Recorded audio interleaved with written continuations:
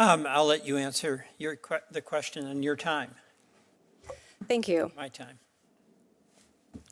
The evidence of my dedication to the First Amendment is the fact that I am here defending the First Amendment, that I am defending it against a presidential administration that is at this moment threatening journalists, that is surveilling citizens, that is punishing people because of what they say, not some sort of vague allegations about NGOs or about some plainclothes speech police, actual government forces that this president and his officials are enacting. They want to jail people for their speech. They want to deport people for their speech. They want to take away people's money, their funding for their speech. That is a violation of the First Amendment. I have plenty of criticisms about the way that the First Amendment has been interpreted.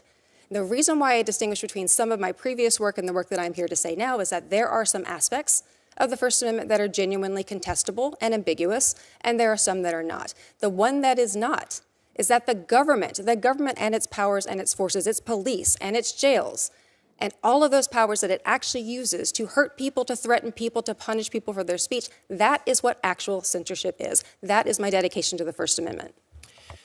So, and something like COVID was really contested in the science. What's the best thing to do? There was a lot of confusion.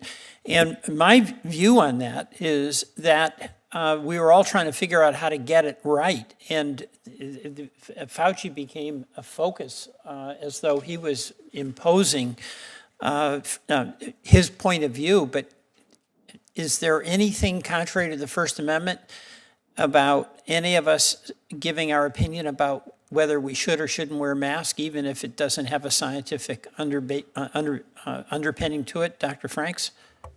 No, we should be allowed to have those kinds of debates. And again, in reference to the idea that we can vigorously disagree with each other, have positions that we dislike, all of these things are protected by the First Amendment. It is certainly the case that people have very strong feelings about some of these issues. The question is whether or not the government is allowed to dictate what kinds of things you are allowed to say or not.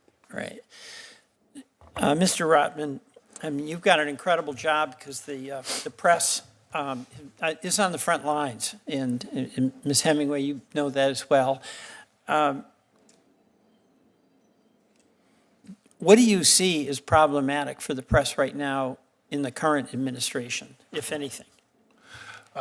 Well, so as I touched on both in the written testimony and in just a few minutes ago, one of the key concepts in First Amendment jurisprudence is this notion that the government cannot use its vast authority to pick and choose sides in public debate. And the legal term for that is viewpoint discrimination. The various examples that I've pointed out in my testimony involve viewpoint discrimination. The AP case at the White House, right? The White House has said explicitly that it's taking these actions because of the AP's editorial choice to continue to use the term Gulf of Mexico while acknowledging... Let me interrupt for just a second. Please. That's good. But the government can have a viewpoint. That's right. So obviously President Trump has a significantly different viewpoint than President Biden had. Is there any reservation on their ability to express what their viewpoint is? No. Until it becomes coercive, until the government uses its power to try and enforce that viewpoint on others. Ms. Hemingway, what I understand is you felt there was coercive power that was used to infringe on the work that you do. Is that correct? Yes, because the censorship industrial complex, it involves government funding at the federal and state level, working with NGOs, whether they're for-profit or not. This would be helpful to me. The industrial censorship complex is an abstract term. It doesn't mean a lot to me. It conveys a lot of meaning, obviously, to many people here.